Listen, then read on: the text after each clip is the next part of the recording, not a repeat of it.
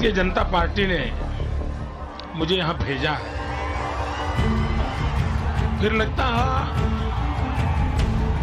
शायद मैं काशी जा रहा हूँ, लेकिन आज यहाँ आने के बाद लगता है कि न मुझे किसी ने भेजा है, न मैं यहाँ आया हूँ, मुझे तो माँ गंगा ने बुलाया है।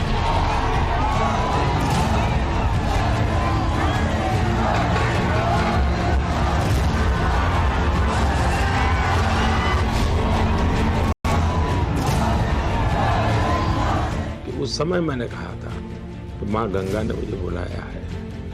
आज मुझे लगता है कि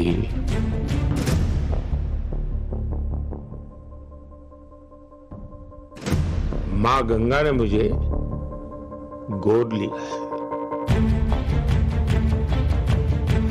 मेरी एक बूढ़ी माँ है, उससे उसका नाता है।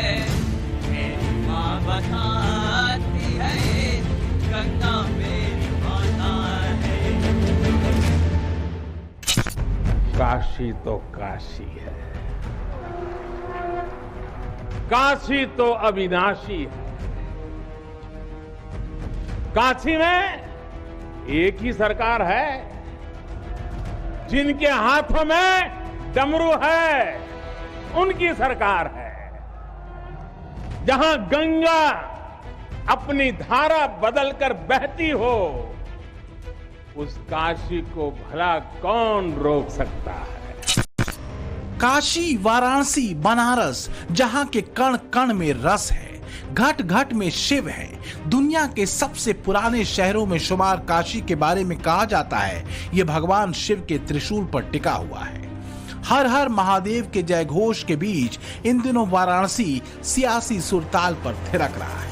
साल 2014 के पहले पूरे देश में गुजरात मॉडल की चर्चा होती थी, लेकिन नरेंद्र मोदी जब से प्रधानमंत्री चुने गए हैं, हर किसी की जुबान पे उनके संसदीय क्षेत्र यानी वाराणसी छाया हुआ है।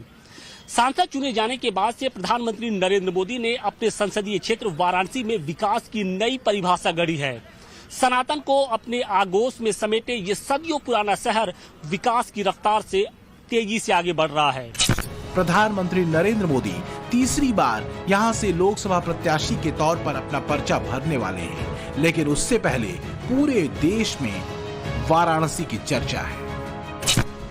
पीएम मोदी 14 मई को नामांकन करेंगे। इससे एक दिन पहले 13 मई को वाराणसी में मोदी का करीब 5 किलोमीटर लंबा रोड शो होने वाला है। बीजेपी की तैयारी पूरी है। बीजेपी कार्यकर्ताओं ने वाराणसी में घर घर जाकर पीएम मोदी के रोड शो में शामिल होने का निमंत्रण दिया है।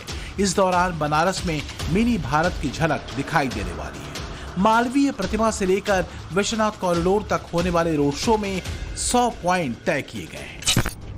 काशी शिव की नगरी है। प्रधानमंत्री नरेंद्र मोदी शिव भक्त हैं। बनारस के तमाम रसों में एक रस वैराग का भी है। मोदी खुद को वैरागी बताते हैं। टाइम्स नाउ नवभारत को दिए अपने इंटरव्यू में प्रधानमंत्री नरेंद्र मोदी काशी से जुड़े अपने कर्म और उससे जुड़े रिश्ते के मर्म को बताते भावुक हो गए। मैं जब 2014 में काशी गया तो नामांकन के बाद, क्योंकि वो लास्ट मोमेंट तय हुआ था मेरा काशी जाना, तो नामांकन के बाद ऐसे ही मीडिया के लोगों ने मुझे पकड़ा तो मेरे मुंह से ऐसे ही एक भाव निकल गया। और उस दिन आप देखेंगे मेरा वो बिल्कुल, मैं तैयार नहीं था, अचानक ही मुझे पकड़ा था। मैंने कहा देखिए भाई, न मैं यहाँ आया हूँ, न मुझे किसी ने भेजा है, मुझे तो माँ गंगा ने बुलाया है। ऐसा मैंने 2014 में कहा था। लेकिन आज 10 साल के बाद मैं पूरे भावुकता से कह सकता हूँ कि उस समय मैंने कहा था कि माँ गंगा ने मुझे बुलाया है। आज मुझे लगता है कि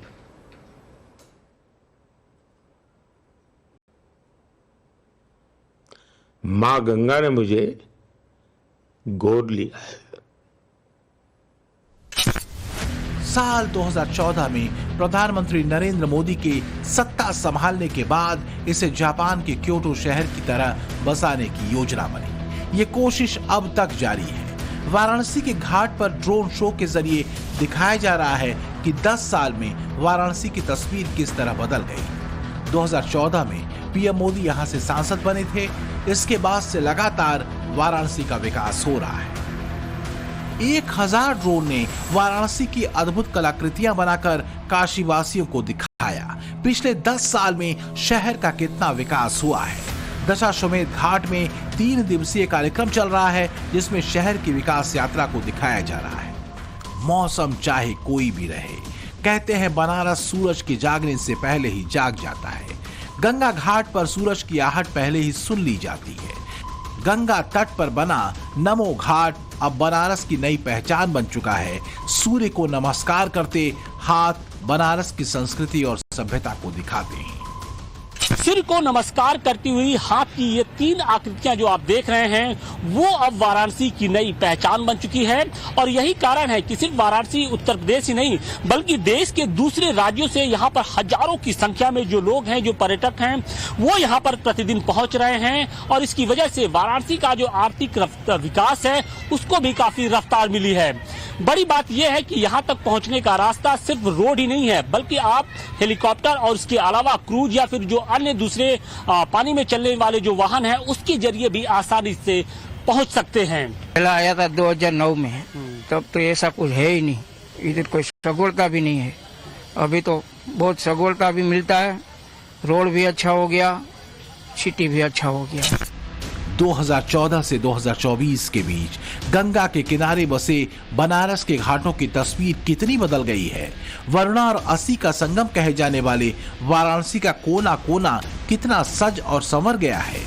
10 साल में कितना बदल गया वाराणसी, गली गली में बता रहे हैं काशीवासी। पिछले 10 सालों में वाराणसी ने गंगा से लेकर घाटों और सड़कों से लेकर चौराहों तक पर बदलाव देखा है।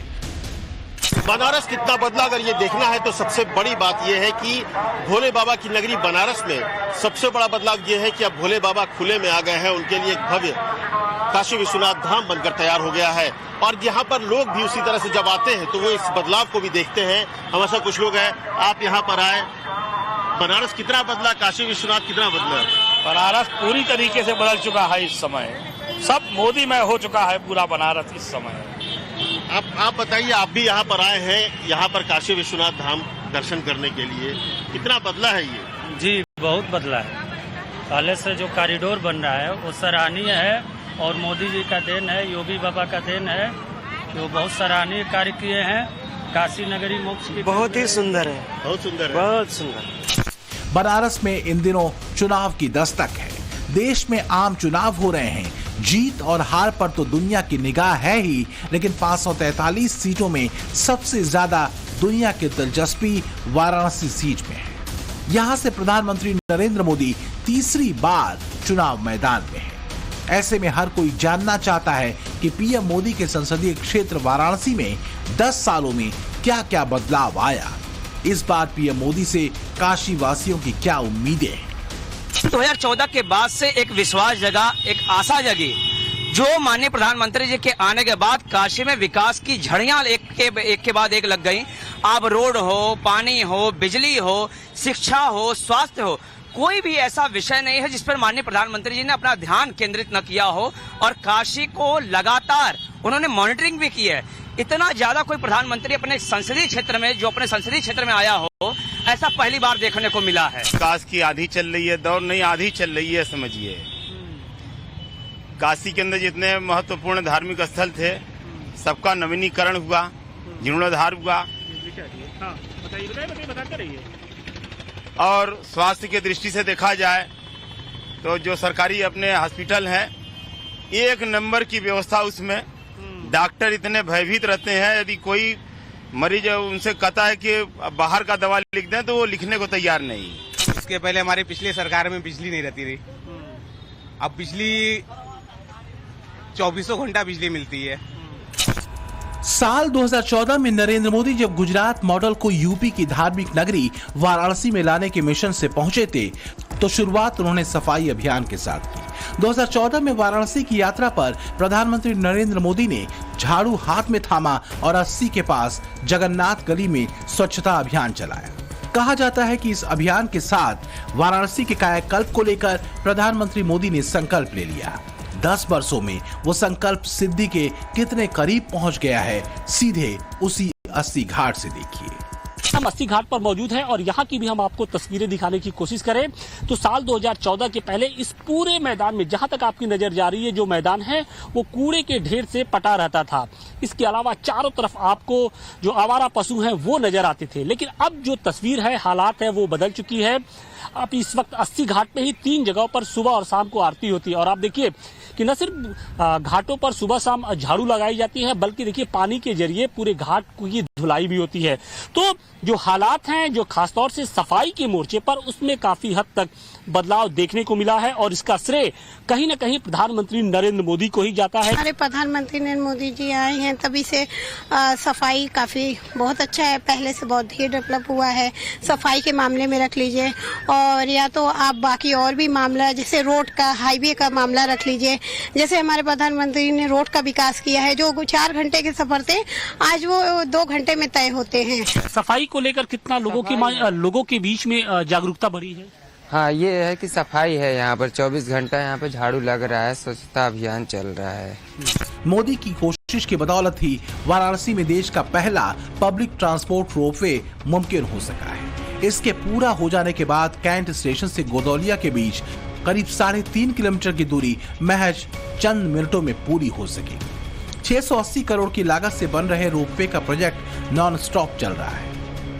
मोदी ने न सिर्फ आध्यात्म बल्कि आधुनिकता के क्षेत्र में भी काशी को काफी रफ्तार दी है और इसका सबसे प्रत्यक्ष उदाहरण है देश का पहला ट्रांसपोर्ट रोपवे सिस्टम। लगभग 800 करोड़ रुपए की लागत से तैयार हो रहा ये जो रोपवे सिस्टम है वो कहीं न कहीं वाराणसी की तस्वीर और तकदीर दोनों को बदलने का मादा रखता है। माना ये जा रहा है कि इस रोपवे सिस्टम के बनने के बाद से जो वाराणसी में जो जाम की समस्या है वो काफी हद तक कम हो जाएगी। फिलहाल अगर हम बात करें तो लगभग सभी स्टेशनों पर कुछ इसी तरीके का काम तेजी से चल रहा है और अगले 1 साल में जो पूरा प्रोजेक्ट है वो जमीन पर, धरातल पर नजर आएगा। प्रधानमंत्री नरेंद्र मोदी को उनके समर्थक कर्मयोगी कहते हैं। संस्कृति, धर्म और समाज के उत्थान को अपना ध्येय बताते हैं क्योंकि काशी से केदार तक, अयोध्या से सोमनाथ तक के पवित्र धाम का कायाकल्प नरेंद्र मोदी के कार्यकाल में हुआ है। काशी के इतिहास ने नई करवट ली।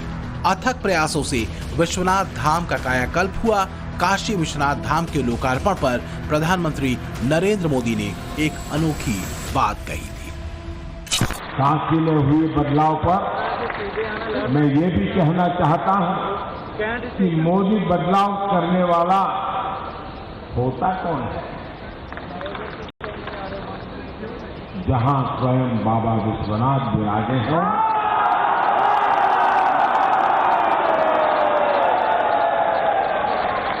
वहां उनकी मर्जी के बिना कुछ हो सकता है क्या?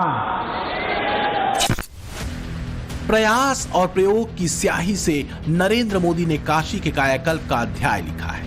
वैसे तो पूरे देश में रेलवे के क्षेत्र में बहुत काम हुआ है, लेकिन वाराणसी का बनारस रेलवे स्टेशन मोदी के विकास मॉडल की गवाही दे रहा है। कुछ साल पहले तक इस स्टेशन पर गंदगी का अंबार हुआ करता था, लेकिन अब हालात बदल गए हैं। पीएम की अगुवाई में 10 सालों के दौरान वाराणसी में करीब 80,000 करोड़ रुपए की अलग अलग परियोजनाओं पर काम हुआ है। काशी विश्वनाथ कॉरिडोर, घाटों का पुनरुद्धार और विस्तार, अंतर्राष्ट्रीय कन्वेंशन सेंटर रुद्राक्ष का निर्माण, 750 करोड़ से अधिक की लागत से रिंग रोड बना, बिजली के तारों को अंडरग्राउंड किया गया, गंगा सफाई के लिए नमामि गंगे योजना चलाई गई, रामनगर मार्ग पर गंगा के ऊपर पुल, चौराहों के सुंदरीकरण समेत कई काम हुए हैं जिसने काशी की तस्वीर बदल कर रख दी है। 2014 में जब मोदी ने पहली बार बनारस में पर्चा भरा था, तब पहला सपना बनारस को दिखाया था। काशी को क्योटो जैसा बनाएंगे। मोदी का संकल्प और गुजरे 10 सालों में काशी को विकास वाली करवट लेते काशीवासी देख रहे हैं। तुमने क्या क्या किया है हमारे लिए, हम न कर पाए कुछ भी तुम्हारे लिए। और इसलिए मैं दौड़ के आई हूँ। मैं 20 दिन से बनारस में हूँ, क्योंकि बनारस कभी इतना बदल सकता था, कभी हमने कल्पना में भी नहीं सोचा था। एक तरफ 2014 के वो दिन जब मोदी वाराणसी आए, और आज का दिन। जैसे नरेंद्र मोदी कर्म पथ पर आगे बढ़ते आ रहे हैं, वैसे ही बनारस भी विकास के पथ पर आगे बढ़ रहा है। विकास को लेकर मोदी की संकल्प यात्रा अनवरत जारी है। ये यात्रा अब उस पड़ाव पर पहुंच चुकी है जब तीसरी बार मोदी संसद में वाराणसी की नुमाइंदगी करने के लिए नॉमिनेशन करने वाले हैं। मोदी के वाराणसी पहुंचने से पहले गृह मंत्री अमित शाह 2 दिन के दौरे पर वाराणसी पहुंचे हैं। गृह मंत्री प्रधानमंत्री नरेंद्र मोदी के रोड शो और नामांकन की तैयारियां परखने में लगे हैं। इसी दौरान वो दशाश्वमेध घाट पर गंगा आरती में भी शामिल हुए और उस रोड शो को भी देखा जो पिछले 10 वर्षों में बनारस में हुए बदलाव की झलक दिखला रहा है। वाराणसी से अमित कुमार और आशुतोष सिंह के साथ ब्यूरो रिपोर्ट, टाइम्स नाउ, नव भारत।